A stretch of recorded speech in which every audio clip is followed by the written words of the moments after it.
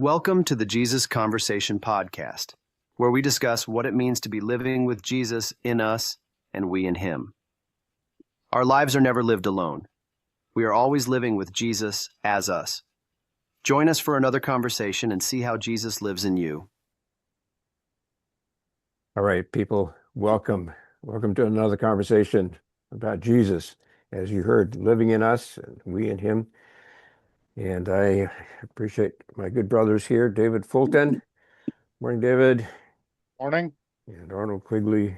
Good morning.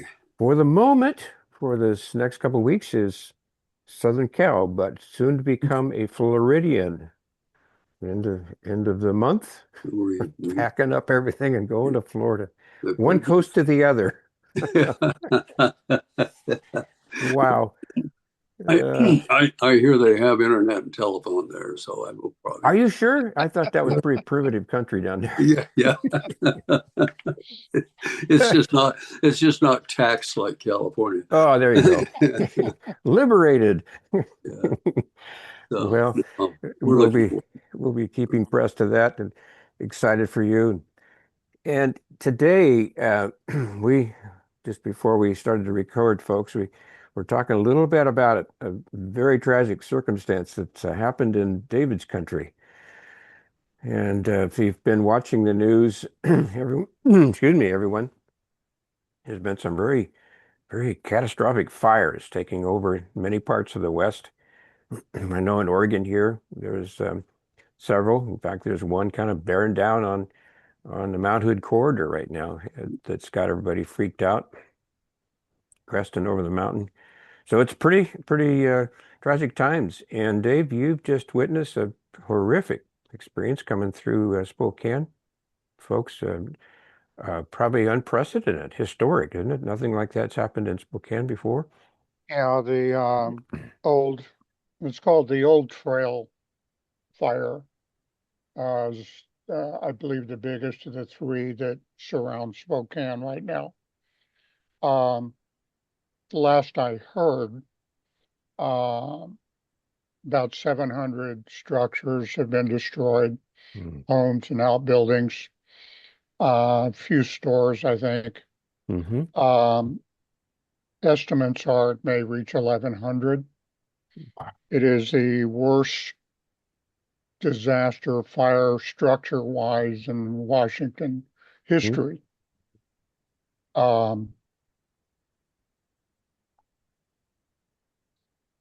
Their daughter, who lives up north, fortunately, the fire didn't get close enough for them to have to evacuate. Okay, I was wondering about her up there. Yeah.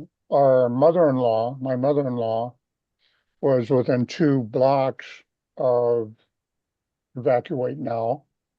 It was coming up behind the VA hospital here in Spokane, and they had to evacuate all the patients from the hospital. Because my mother-in-law is 95, we said, we're going to come get you now. We're not going to wait.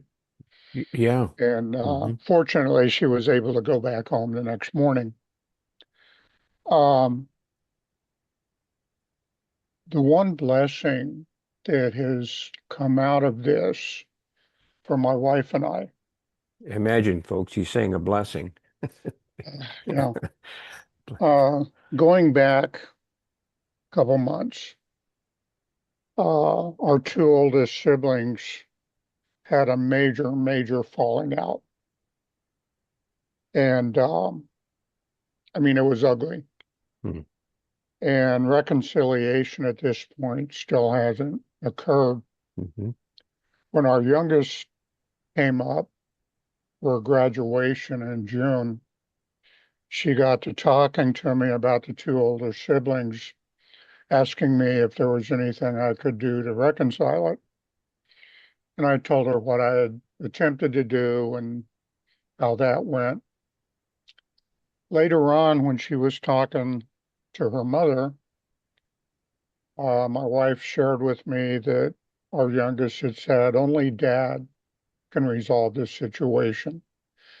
She was heartbroken by the rift between her 2 older siblings. and she truly wants it resolved. Mhm. That's an eye-opener Mhm. for fathers, Mhm. because biblically we're called to lead the family, Yeah. but we're also called to lead it under Christ's direction. Right. Yeah. And while our youngest was correct in saying that only dad can resolve this, the rest of it is only dad can resolve this through prayer and the guidance of the Lord. Mm-hmm. So from the time, especially from the time that our youngest had made that comment to her mother, my prayer for the last couple of months has been that not only the two siblings at odds, but the whole family, that our hearts will be open more to God's love, that God's love will just take over our hearts, Amen. and that this family's situation would be healed. Mm-hmm. And I've been praying this every morning for the last couple of months. When the fires broke out, our oldest sibling called and said if the sibling she was at odds with needed help in getting anything evacuated Mm-hmm. from his home, she and her husband were ready to come help. Oh, well, See? We contacted our second born was in California at the time. We let him know what his sister had said, Mm-hmm. and he was dumbfounded. Mm-hmm. He was shocked. Yeah. So there's still more to take place in this story. My prayer continues. I did Mm-hmm. find, I will be honest with you, I did find myself starting to pray for our son's home, which was in the middle of the evacuation zone. Evacuation 3, get out now. Mm-hmm. It was right in the middle of the zone. I found myself starting to pray that his home would be spared. Mm. I probably got about 3 words into the prayer and I stopped and I said, that's not what I'm supposed to pray about. I need to pray, continue praying about the heart condition Mm-hmm. of my family. Mm-hmm. So I went back to that. Yeah. I found out 2 days later that the fire just tore through his neighborhood. The majority of the neighborhood was burnt to the ground, but not his house. The Amazing. house directly, his neighbor right next door to him to the north was spared. It looks like a couple houses behind him were spared. His wood fence burnt down, backyard and side yards. His son's tree house burnt to the ground. You can argue, and to me, it's not even worth arguing whether God spared the house or not. Did Mm-hmm. God have his hand on that? Because to me, the issue is still heart conditions and knowing that God, regardless of how ugly something looks, Mm-hmm. God's still there, God still cares, Mm-hmm. and Amen, Dave. God will bring some sort of blessing out of it. Mm-hmm. Mm. Boy. Anyway, Yeah, thanks for being yeah. personal and sharing that. And Dave, what you what I think you've just illustrated here for us and everyone listening and watching, this is when it gets to a place where we have a crisis like this or something is happening and challenging our lives to one degree or another, it- we typically have been taught to cry out to God and ask for deliverance or spare us or a property or whatever. And sometimes we see that happen. And then there are other times it isn't. I'm thinking in your this illustration of your boy and his home, I'm wondering if those around him who lost their homes had cried out to God and said, God, please spare us, and it didn't happen. Now, what are they thinking? And on the converse, your boy's home is spared, and he's thinking, or maybe not, wow, God is looking out for me.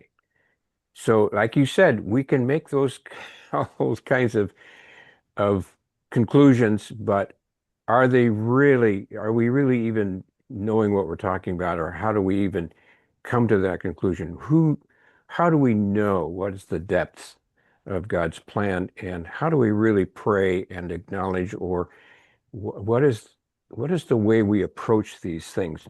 And I'm thinking that your situation here so gives us an insight into what are the things we need to be really trying to do, having the perspective of living inside of God, He inside of us. How does that teach us or help us in how we approach God in these crisis situations?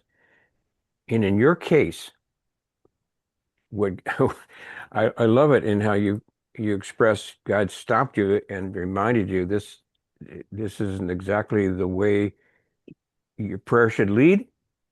It was about another matter. And oftentimes it's if we get the eyes of God, He lives in us and we in Him, we have the mind of Christ. That certainly should change and certainly should direct how we talk and converse with God, and what we ask Him, and what we are hoping that is the expectation. It's it's so fascinating in that there's something greater you're seeing here than just fires and tragedy. And yes, your son's home is spared and others are not, but there's something even greater than that that's happening here. And you just illustrated there's something had been going on for months. Well, and part of what I think God was showing me, kind of driving home in my heart, was that every week we talk about how you and I are one with God. Mm-hmm. We're at one with Jesus. Mm-hmm. I suppose you could argue, if you wanted to get into a Trinity debate, that's the true Trinity. Sure. Okay. But the point that God was reminding me of was it's not just me at one with His Son and Him. The whole family, my whole family is supposed to be one, Right. you know? And I got a glimpse of that when our oldest offered assistance to the sibling she was at odds with, Mm-hmm. and his reaction. Mm-hmm. And like I say, what's going to happen at this point, I don't know, because again, there's still issues that have to be dealt with, the house and Mm-hmm. whatnot. So the prayer continues that, as I said, the hearts will change. God will change the hearts, Mm-hmm. and that this ugly family situation will Sure. be laid to rest, and the family will get back to being what we're supposed to Mm-hmm. be. Mm-hmm. I, I'm just typically lost for words how to explain what my spirit is sensing in this. All I can come to is how so far above our thoughts or God's thoughts, as Isaiah says. When we proclaim to think how God should act or what He's thinking, we are so far away and so um, so full of ourselves.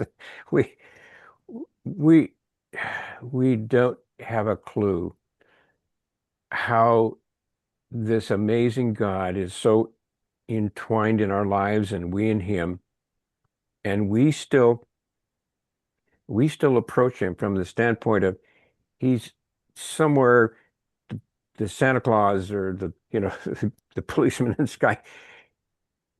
we stop when we need to stop and think, wait a minute, I am seated in the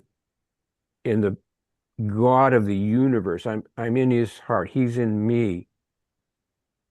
So what are the things that are most important? What are the values that are so greater and beyond this world and these temporal things? Uh, I don't know, guys, if you're hearing me, or folks, I hope you are.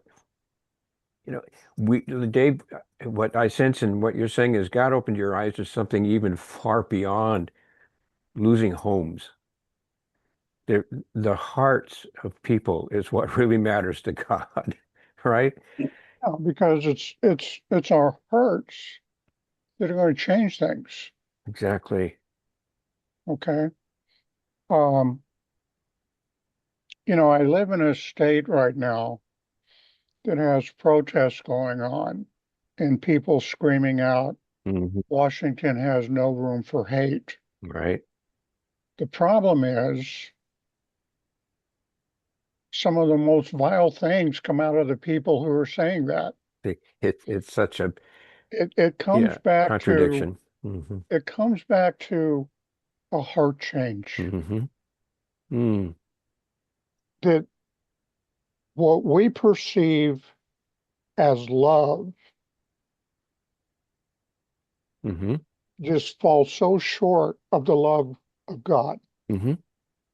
Yeah. Yeah. We base our love on circumstances. We have a world consciousness. I think it's E.W. Kenyon, who we've talked about recently, talked about a Christ consciousness versus a or a circumstance consciousness. I forget exactly how he says it. And that becomes our frame of reference, the world we see and feel and touch, and that world is sometimes very gets to be very valuable to us, and we are so attached to it, and God is saying that's that is so transitory, so temporal.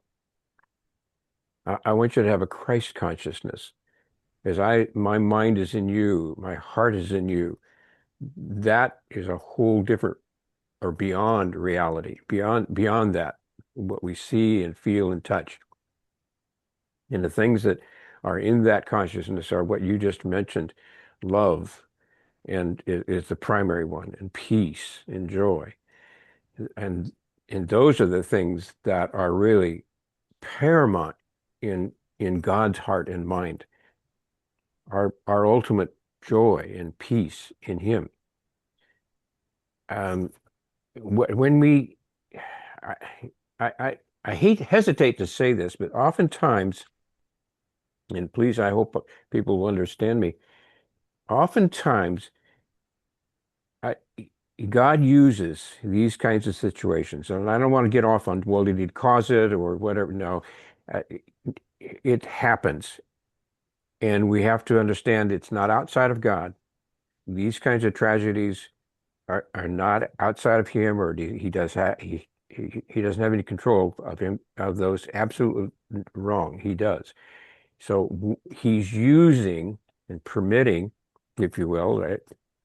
Even that idea has a little bit of a question mark to me, but nevertheless, God is in those situations, and I don't want to say that He's teaching us something. No, He wants us to see something, wants us to realize something.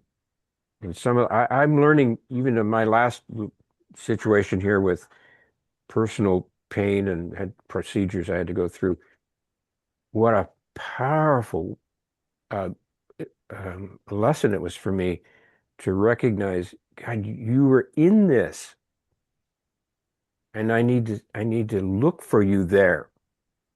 Pain is not something outside, or tragedy is not outside of our lives that oppresses us. God is in that. And we've talked about God being all in all. There's nothing outside of God. We live in Him and have our existence in Him. Everything in the world is is part of him. So what is happening here? What is he showing and what is he demonstrating about himself? What is he manifesting about himself through all of these things? And for you, Dave, to see and get a glimpse of where it was he was using this to break open a wound or heal a wound, I should say, break open a impasse. And for people that, let's say, lost their homes, what is he doing there? Where is God in that? And these people coming back to nothing and realizing, okay, their lives are, oh, wow, now empty. Where we go now? Where is God in that? We have to look at all of these circumstances and say, God, nothing is outside of you. And however this is whatever's occurring here, whatever is going on, I need to recognize you are in it. Now, are you wanting to inflict pain? No. All right, let me make very clear. Are you wanting to suffer, help, make us hurt? No. That's not God's intention. He wants to manifest himself in some way. A greater amount of grace, a greater illustration or revelation of his goodness, all his ultimate purposes, whatever it could be, whatever it might be. And certainly now in your case, I just, it touches me in my heart.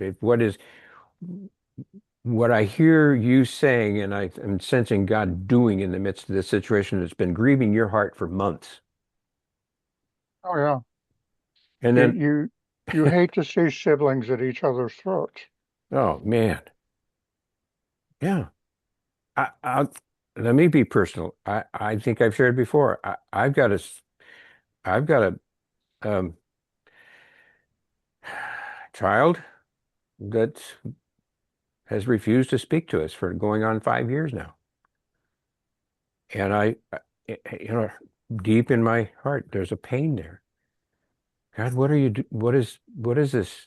What are you showing me here? What is happening? How should I pray? And oftentimes my prayer just comes down to, and rather than God, please heal this, God, open our hearts. Do a transformation of love in either of our hearts. All right. Bring your healing to the depths of whatever there is the need. I'm glad you shared that. It reminds me, and Dennis, you're aware of this, Arnold, I'm not sure you are. Yeah. The daughter that said to her mother, only Dad can heal this.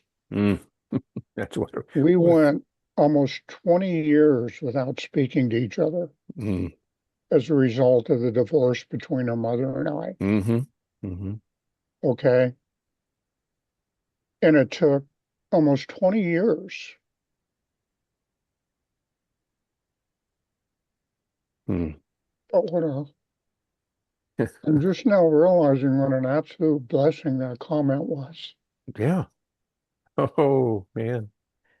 And she has gone from never wanting to speak to me to only Dad can heal this. Wow. Words so impactful, so rich with meaning. Yeah, she may have said all kinds of other things, but now deep from her heart, this is what is really thinking, right? What she's really feeling. Oh, it's amazing. Yeah. For us, it really, or I'll talk about for me, is the process of just disappearing into Christ. Just and John Crowder talks about this. The dying, the process of that my old way of doing things, and he calls it the old man, um, it has literally died and dead, and you and I are in have disappeared into Christ, and we actually in these kind of things share His wisdom of how us humans deal with each other. I mean, we share the wisdom of God, the mind of God, who has created us humans, and it's not a process that is built over time. If we just allow it, it's instant. We're instantly there. Right. Yeah. Does that fit for you guys? It, it does, Arnold. Yeah. And that you're referring to John Crowder, and Yeah. of course you're reading the book, I assume Mystic Yeah. Union, his book, and he really lays out in a powerful way how we are so so missing in our awareness. So as believers, as Christians, we are so missed the fullness and the understanding of where we really are at this point, right? In other words, at the at the point of the cross, we were united with God in such a way, in such a union that brings us into that dimension that is so amazing and full and uh, love and joy. We've been talking about joy. And perfect. Yes. And the greatest tragedy is that we don't see it. We have yet to comprehend, yet to explore, yet to, Dave, you've mentioned how to question and how to search. We've, as Christians, have been so comfortable to just stay where we are in our current realm of doctrinal teachings and platitudes, the spiritual principles, and and so content with our self-improvement studies. And by the way, Dave, I hope you're working on your 12-step program for I had somebody this week ask me how that study was going. What were you solving with your current 12-step program? I forgot. 12 steps to becoming a good Christian There you go. and realizing that Jesus and God are in me. Yeah. So Yeah. and so we rely on those things so much, and yet they're so insufficient. We have yet to really comprehend the scope and the I don't even have words, guys, to express that other reality that so awaits us to explore and to dive into and to really experience, right? This is ours from the cross on. It's everyone. It's all there. And yet we are so caught up still in our worldly concerns and the spiritual, principles, and that's just pablum. That's John Crowder would say, and I would say too, just knock it off. We're dead. We are dead to that yes, stuff. yes, It's over. yes, and, yes. and what we're living in is in the joy Hmm. of Hmm. of, of Christ, the care, the wonder of Christ. Hmm. Uh, Amidst the fires in Spokane and amidst Yes, yes, the angst between people. right. Here's a quote from his Yeah. book. Here is the secret source of my joy. This is John Crowder, Mystic Union. Here is the secret source of my joy. I simply realize that I have been crucified with Christ. Nothing strange or elusive about it whatsoever. Bam. That's the source of my joy. Yeah. I realized I have been crucified with Christ. In other words, all of that old stuff, all of that old life, that false self, the story I've been telling about me, myself, to others, the pretense, all of that, it's gone. Including the old patterns, the habits, the things you're stuck on. He kind of makes a case, the whole the psychology, psychiatric community, Right. and their Yep. 12-step programs or their Yeah. getting better programs. He says, no, knock Exactly. it off. That's over. With. You're done. Yeah. What we should be realizing is who we are in Christ and He in us, and what that reality means, or how we grab hold of it and comprehend it and live in it, and just just search it out and begin to explore it more and more, and it becomes more and more we're conscious of it. Going back to what Kenyon says, consciousness of Christ. It lives in our consciousness. We understand. That's who we think we are constantly, constantly. See? Until we break the indoctrination of I'm a sinner saved by grace, Yeah. and you have to love Jesus to go to heaven. Mm-hmm.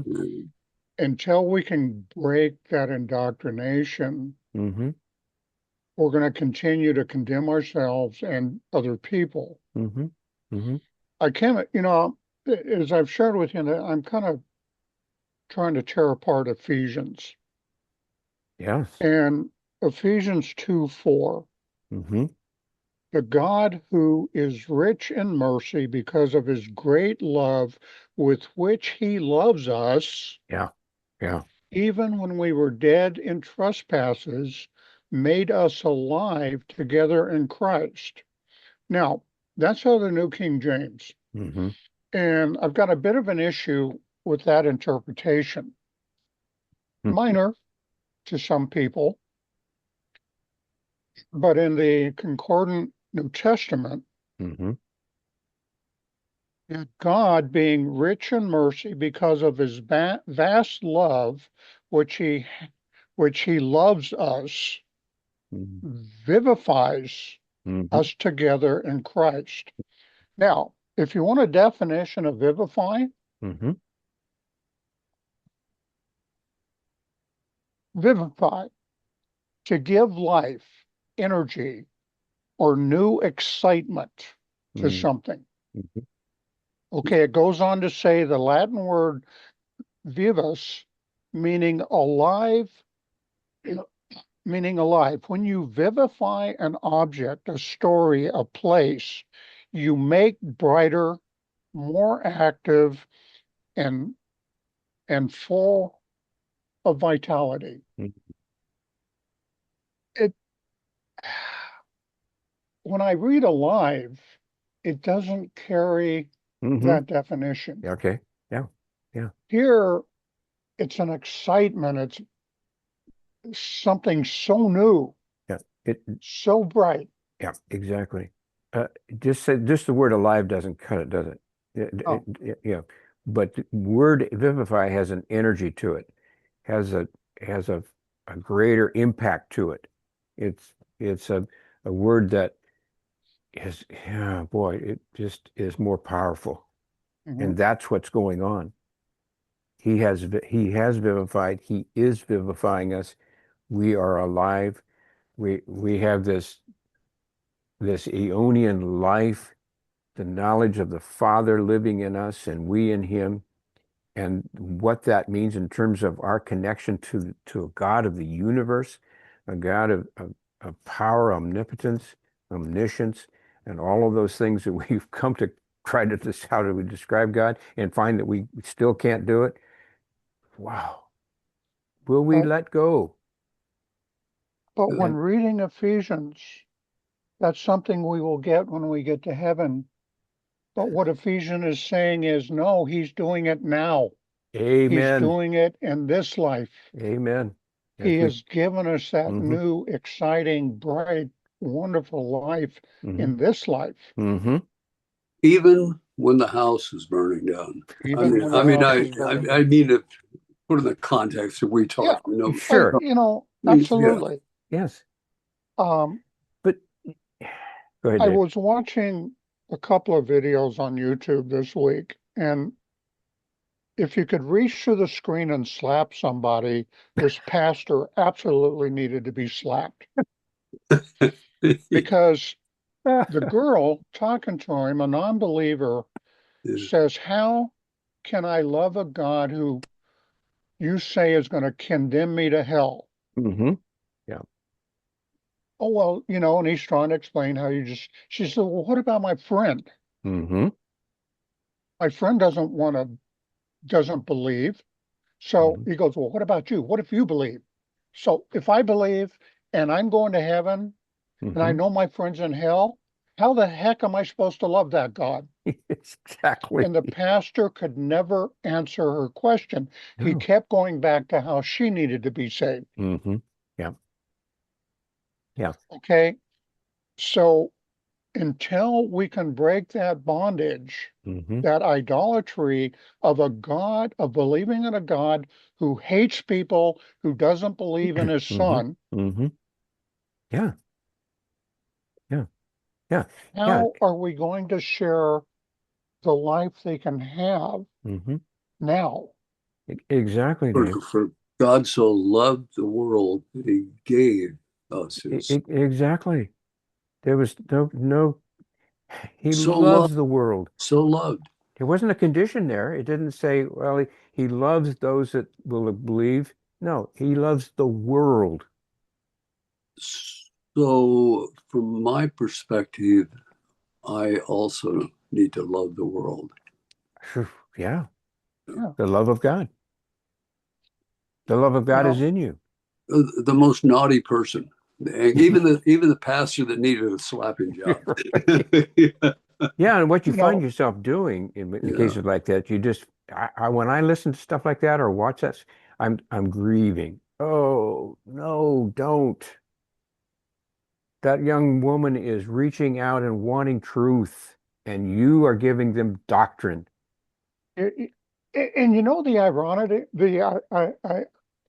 how ironic this is? Assuming this young lady, I mean, she was probably in her 20s. Let's assume she's a nice young lady. She probably does nice things for people. Sure. She's a good person. She's going to go to hell because she doesn't believe in Jesus. Yet this other guy over here who murdered people, maybe raped people, but he found Jesus, he's going to heaven. Dave, the Bible says, which ironically it doesn't say. Yeah, I was going to say, but it doesn't say that. No. But that's what we've interpreted to say, and that's what we've laid down as doctrine, and that's what we preach. And these are the boxes that we develop and have developed for centuries and centuries. Okay? Thousands, years. See, we also give the impression that once you receive Jesus, then you're not going to really have to deal with any serious judgment. No. Well, they need to go read, I think it's Luke 12. The good servant and the unfaithful servant. Right. Even the really good servant is going to have things to answer for. Because none of us are perfect. Right.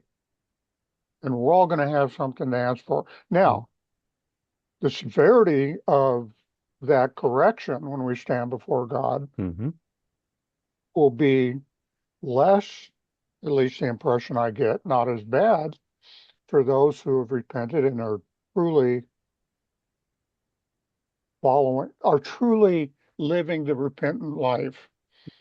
They have come to know Christ. They are following to the best of their ability, because you get the impression from that parable that, there's going to be degrees of correction and chastening. There is correction and chastening. And what is it? It's done in love with the purpose to bring life, to bring maturity. And it happens, and God's not going to wait till we die to do this. we get that's the other doctrine that's been so blown out of context is that, okay, you die and you have to face God. Come on, folks. God is in you now. You think he's waiting to do this until you die to correct you and chasten you? Come on. I Oh, mean, one of the Christian teachings is that God will correct and chasten us in this life, but he does it with discernment to make us better people. yeah, But when you die, that all changes if you haven't received Jesus Christ, because yes. now, Oh, no. boy, Yeah. you're in for it now. Hmm. So, we have to look through and and s- search the truth of what is is the real message of the gospel. And guys, last week I think I explained to you historically, for the first 500 years in Christian teaching, you don't find this silly stuff of God hates and divides, and it was the restoration of all things and God's love. There wasn't a mention of heaven or hell. You lived in heaven, and God's love was permeating everything. But long about the 5th century, Christianity kind of turned all of that on its head, and unfortunately, the very teachers that we now exalt as the fathers of our Western Christian theology are the men who did that to us. And one of them is Augustine, who who got overwhelmed. He started out believing the same stuff, but somewhere along the line, he started to fall prey to the old dualistic thinking. Oh, God, I'm evil and he's good, and how am I ever going to get saved? And yeah, and so at the end of his life, he's crying out, God, be merciful to me. I'm a sinner. Augustine, wait a minute. He lost the perspective. He fell into that delusion. And the church has lived under that delusion and has been taught that delusion since that time. We go round and round in that, through the church and I grew up and stuff. Truth is, the issue of sin has been, it's over. It's done. It's overdone for all of us. Yes. Uh, you know, it, sin cannot live in God. No. Or I just think when I say sin, I also mean separation. The issue of Right. Well, that's separation at the is bottom. That's the heart of sin, is yeah. separation. Yeah. Yeah. See, and where did Augustine fail to forget that? He failed to remember the cross. Romans 6, the cardinal teaching of Paul the evangelist, the evangel of Paul, the good news. It is finished.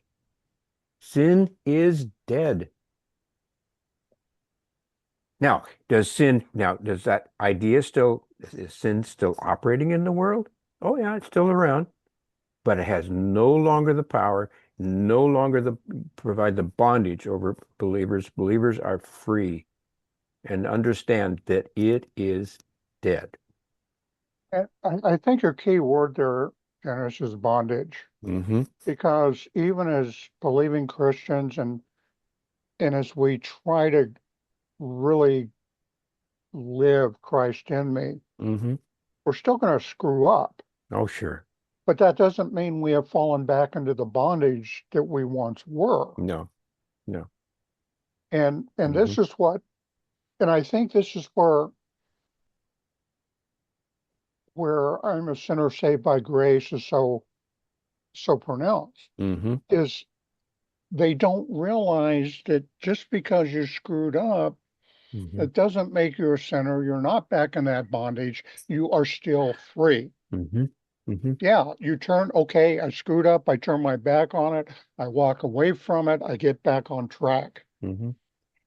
Now, if you're in bondage, you don't get back on track. No, Dave. And why is there still this bondage? Why is there even this idea of bondage?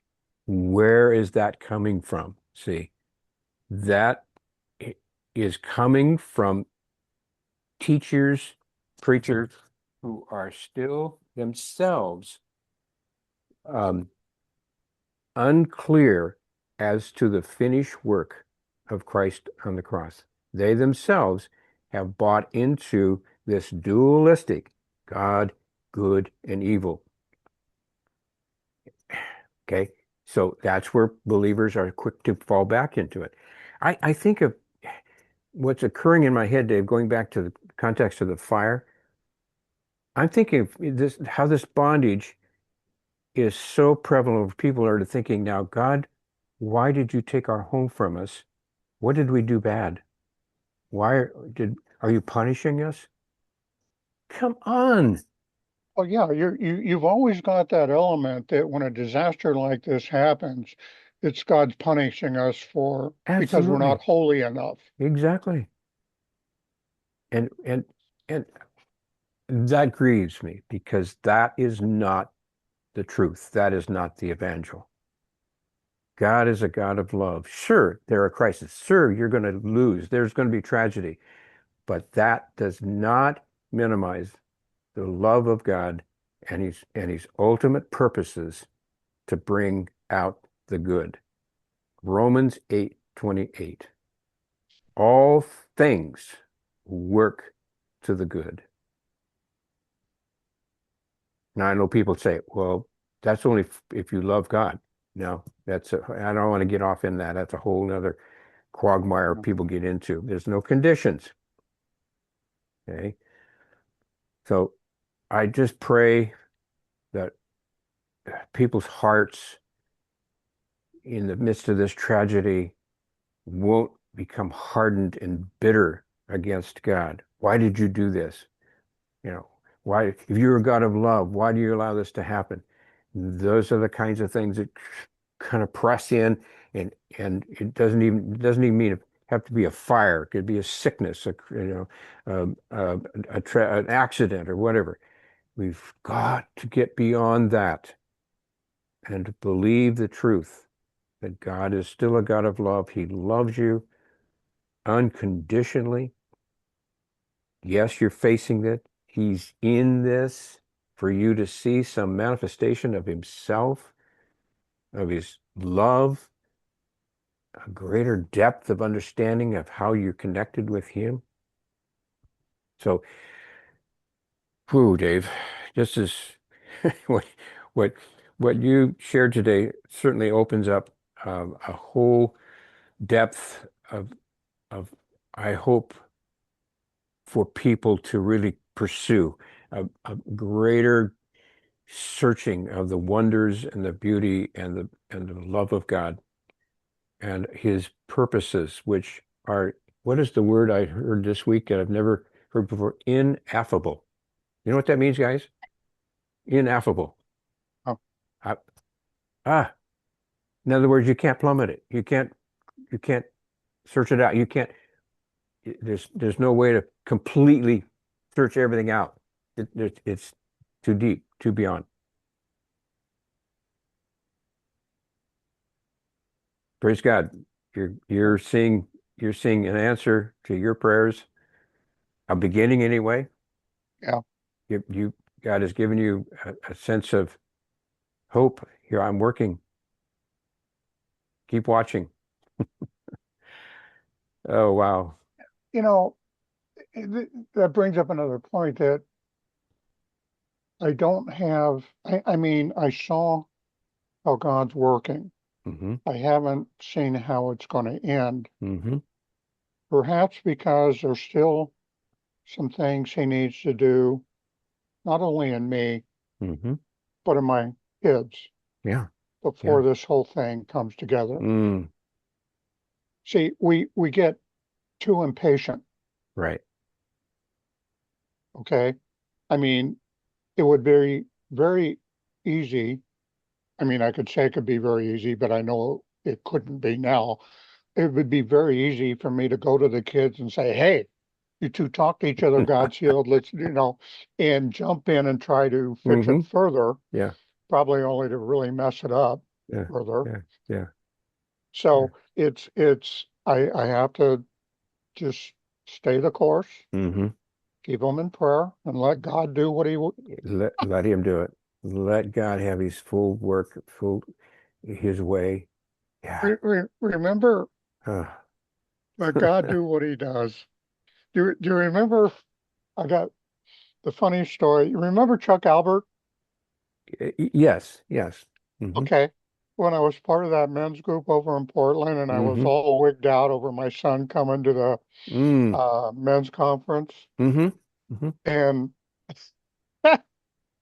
and I'm going to take my son to this men's conference, and all of a sudden I'm worried about what if he thinks Dad's crazy? And all this, what if, and Chuck Albert just grabbed me by the shoulder and said, "Get your ass out of the way and let God do what he does." And my son accepted Christ at the men's conference because Yes. I'm there praying when they had the altar call is, Yeah. keep your ass out of the way, keep your ass out of the way, keep your ass out of the way. No pushing. No, don't grab him by the arm and take. So yeah. So now Yeah. I need to pray that prayer again as part of my Amen. open their hearts, keep my butt out of Amen. the way so that God can do what he does. Oh, so well said, Dave. It is. It is. You might have to censor my A Well, word, but yeah, as we promised, folks, this is unedited. This is the raw. This is just us. So, yeah. sometimes the A So, word can be sanctified. Is that what?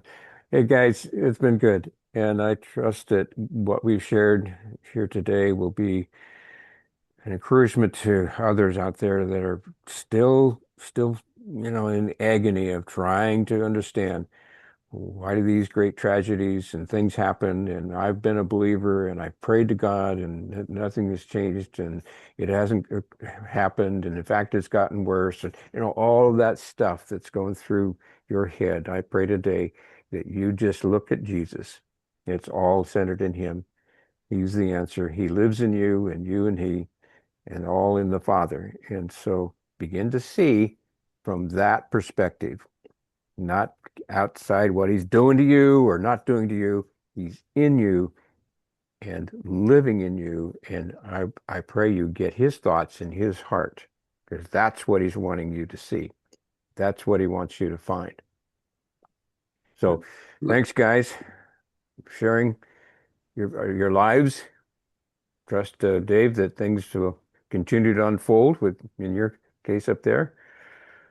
And Arnold as well. Keep packing. Some things I'm sure you're going to want to get rid of and sell. Got anything real valuable? We should come look for. Yeah. We got a few boxes. Yeah. All right. Dennis, after you stop the recording, why don't you guys stay on for a minute? Oh, sure. Okay. Well, everybody, we're going to sign off. Thanks for joining us. And please, if you want to drop a question, feel free, or thought, use the comment section below the podcast page, whether it's video, YouTube, or the website. So God bless everyone. And guys, we'll carry on here in a moment and see and we'll, by the way, everyone, we won't be having a podcast next week, but we'll get back to it the following week. So take care. All right. Thanks, guys.